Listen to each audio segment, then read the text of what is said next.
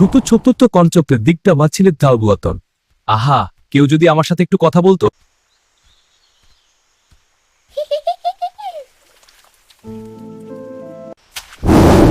এই জঙ্গলে আবার কে হাসে? দেখ, আমি ব্যাঙের মতো লাফ দিচ্ছি। আবার লাফ।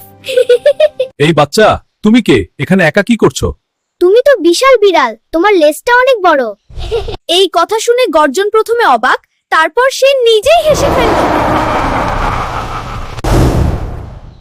তুমি কি আমাকে খাবে? না রে বাবা, তুমি এত হাসি খুশি, তোমাকে খেলে আমার পেট ব্যথা করবে। হাসান এমন হাসি দিল যে সে গড়াগড়ি খেতে লাগলো।